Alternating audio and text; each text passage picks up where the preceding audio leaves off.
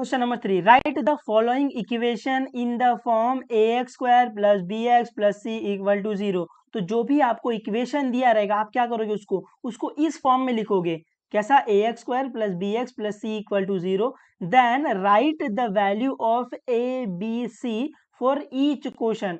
तो आपको क्या करना है, कोई भी इक्वेशन है उसको पहले इस फॉर्म में लिखना है, उसके बाद वहां से आपको ए बी और सी की वैल्यू बतानी है ना। और ये वाला सम काफी इंपॉर्टेंट है, इतना इंपॉर्टेंट है कि पूरे के पूरे चैप्टर में ये हमेशा चलेगा। आपको इक्वेशन दे देंगे और आपको ए बी सी फाइंड करना रहेगा, तो इसको बड़े ध्यान से देखना। तो मैंने इसके लिए स्टेप भी बना दिया है ताकि आपको ज्यादा तकलीफ ना हो। तो टू फाइंड एबीसी, क्या बोलोगे? टू फाइंड एबीसी, पहला स्टेप क्या है? Same, bring everything in LHS RHS में 0। पहला स्टेप क्या है? Bring everything in LHS RHS में 0। सेकंड स्टेप क्या है कि अगर आप ये ध्यान से देखोगे, ये इक्वेशन को अगर आप ध्यान से देखोगे तो यहाँ पर देखो, पहले एक्स स्क्वायर का टर्म है, फिर एक्स का टर्म है, फिर कांस्टेंट का टर्म है, फिर इक्वल टू 0 है। तो अपन अपन अपन ये पहले स्टेप के बाद दूसरे स्टेप में ये कोशिश करेंगे कि जो आपका इक्वेशन वो इस तरीके से दिखाई दे। तो अपन सेकंड स्टेप में बोलते हैं पहले एक्स स्क्वायर का टर्म, फिर एक्स का टर्म, फिर कांस्टेंट का टर्म इक्वल टू 0, है ना। क्योंकि मुझे जो भी इक्वेशन दिया है उसको पहले इस फॉर्म में लेके आना है।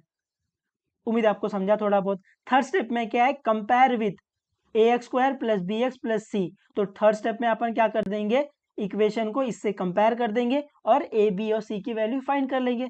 वापस सुनना, to find A B C पहला स्टेप क्या है? Bring everything in LHS RHS में 0। सेकंड स्टेप में क्या है? आप उसको अरेंज करोगे। कैसा? एक्स स्क्वायर का टर्म होना चाहिए, फिर एक्स का टर्म होना चाहिए, फिर कांस्टेंट का टर्म होना चाहिए, इक्वल टू 0 होना चाहिए, ऐसे। उसके बाद आप कंपेयर कर लोगे और ए बी और सी की वैल्यू फाइंड कर लोगे। ठीक है। तो अगर मैं इसको दो स्टेप में बताऊं कि टू फाइंड एबीसी, दो स्टेप में क्या है? Bring everything in LHS RHS में 0 और कंपेयर कर लो। कम ऑन, दो स्टेप में क्या है? Bring everything in LHS RHS में 0 और कंपेयर कर लो और ए बी और सी की वैल्यू बता दो। उम्मीद है आपको समझा थोड़ा बहुत ये। तो क्वेश्चन नंबर 3 में जो पहला वाला क्वेश्चन है ये वाला, तो पहला वाला आपको ये क्वाड्रेटिक इक्वेशन दे दिया है, आपको इसको कंपेयर करना है a x square plus b x plus c equal to 0 से, और आपको ए बी और सी की वैल्यू बताना है। पहला क्वेश्चन है, ध्यान से देखना, ये बिल्कुल भी मुश्किल नहीं है, एकदम इजी है। बस अगर आप एक बार समझ गए आप मचा डालोगे एकदम। पहले क्वेश्चन लिख लो, 2y is equal to 10 minus y square. तो अभी पहला स्टेप क्या है? Bring everything in LHS RHS में 0। तो सबको एलएचएस में फेंको, तो ये आएगा 2y, यहाँ पर ये प्लस हो रहा है, यहाँ पर आकर माइनस, यहाँ पर ये माइनस हो रहा है, यहाँ पर आकर plus, y square equal to 0। तो सब कुछ कहाँ आ गया? एलएचएस में आ गया, आरएचएस में 0 है। अभी पहले क्या आता है? पहले एक्स स्क्वायर का टर्म है, फिर एक्स का टर्म है, फिर कांस्टेंट का टर्म है, इक्वल टू 0।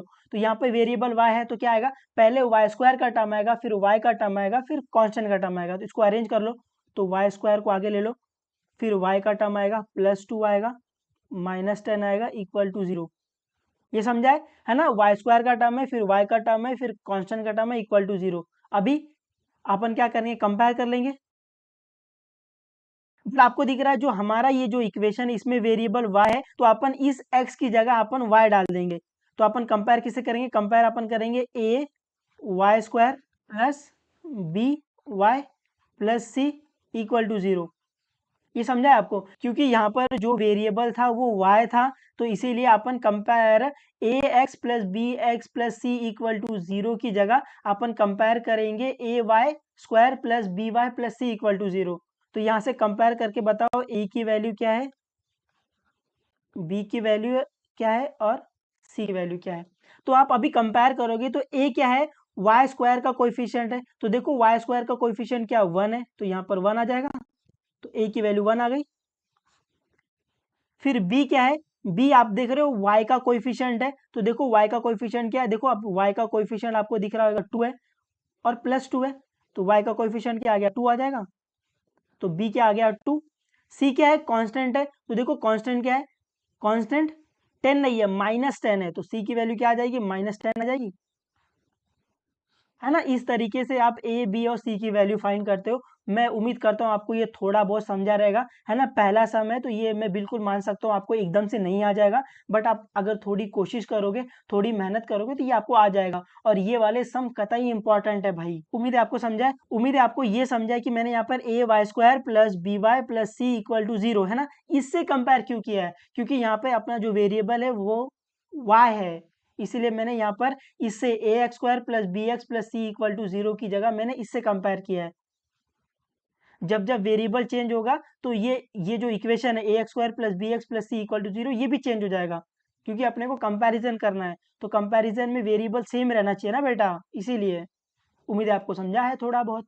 फोर्थ वाला 3m square is equal to 2m square minus 9। ठीक है, अपन इसको सॉल्व करेंगे अभी। तो यहाँ पर पहले क्वेश्चन लिख लो। यहाँ पर क्वेश्चन है 3m square is equal to 2m square minus 9।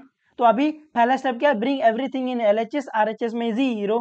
तो ये 3m स्क्वायर, यहाँ पर ये प्लस हो रहा है, यहाँ पर आकर माइनस, तो 2m स्क्वायर। यहाँ पर 9 क्या हो रहा है, माइनस, यहाँ पर आकर प्लस, तो प्लस 9 इक्वल टू 0। तो अभी यहाँ पर आपको दिख रहा है ये m स्क्वायर है, ये m स्क्वायर है ना, तो ये लाइक टर्म है, मैं इसको ऐड और सब्ट्रैक्ट कर सकता हूँ।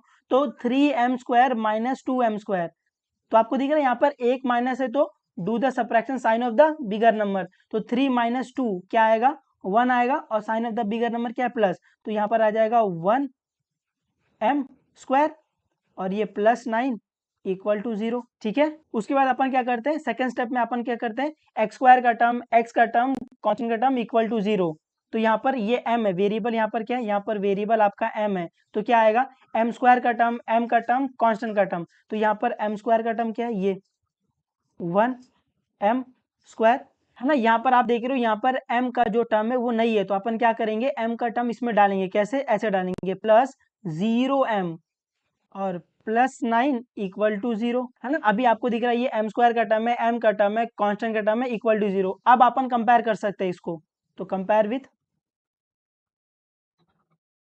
विथ किससे कंपेयर करेंगे, आइडियली अपन को कंपेयर करना चाहिए a x square plus b x plus c equal to 0, but यहाँ पर जो वेरिएबल है वो m है, इसलिए अपन कंपेयर करेंगे a m square plus b m plus c equal to 0। तो इसको कंपेयर करो और a की वैल्यू बताओ, b की वैल्यू बताओ और c की वैल्यू बताओ। तो यहाँ पर a क्या है, m स्क्वायर का कोएफिशिएंट है, तो इसमें देखो m स्क्वायर का कोएफिशिएंट क्या है, ये रहा m स्क्वायर, इसका कोएफिशिएंट, कोएफिशिएंट मतलब होता है, कोएफिशिएंट मतलब होता है साथ वाला, तो m स्क्वायर के साथ में क्या है, 1 है, तो a की वैल्यू क्या आ जाएगी बेटा, a की वैल्यू 1 आ जाएगी। फिर b क्या आएगा, m का कोएफिशिएंट क्या है, 0 है, तो b 0 आ जाएगा। c कांस्टेंट क्या है, प्लस 9 है, तो सिर्फ 9 आ जाएगा, ऐसे। तो a की वैल्यू 1 आ गई, b की वैल्यू 0 आ गई, और c की वैल्यू 9 आ गई। उम्मीद है आपको ये समझा है थोड़ा बहुत। Question number 6, x square minus 9 equal to 13x। तो अभी अपन इसको क्या करेंगे, इसको सॉल्व करेंगे और कंपेयर करेंगे और a b और c की वैल्यू फाइंड कर लेंगे। तो सोल्यूशन में x square minus 9 equal to 13x, तो पहला स्टेप क्या करते हैं, bring everything in LHS RHS में 0। तो ये एक्स स्क्वायर माइनस 9, यहाँ पर ये क्या हो रहा है, प्लस, यहाँ पर आकर माइनस, ये माइनस 13x इक्वल टू 0। अभी सेकंड स्टेप में अपन क्या करते हैं, एक्स स्क्वायर का टर्म, एक्स का टर्म, कांस्टेंट का टर्म इक्वल टू 0। तो यहाँ पर पहले लिखेंगे एक्स स्क्वायर का टर्म, फिर एक्स का टर्म क्या है, माइनस 13x है, फिर कांस्टेंट क्या है, माइनस 9 है, इक्वल टू 0। यहाँ पर वेरिएबल क्या है, यहाँ पर वेरिएबल x है, तो अपन कंपेयर भी किससे करेंगे, उससे a x square plus b x plus c equal to 0 से। तो यहाँ पर कंपेयर, इसको कंपेयर करो इससे, और मेरे को a की वैल्यू बताओ, b की वैल्यू बताओ और c की वैल्यू बताओ। a की वैल्यू क्या आएगी, एक्स स्क्वायर का कोएफिशिएंट, देखो एक्स स्क्वायर का कोएफिशिएंट क्या, कुछ नहीं, मतलब 1 है, तो a की वैल्यू 1 आ गई। b क्या है, x का कोएफिशिएंट है, देखो x का कोएफिशिएंट क्या है, मैं बोलूँ x का कोएफिशिएंट माइनस 13 है ना, 13 नहीं है, अपन साइन भी साथ में लेके चलते हैं, तो b क्या आ जाएगा, b आ जाएगा आपका माइनस 13।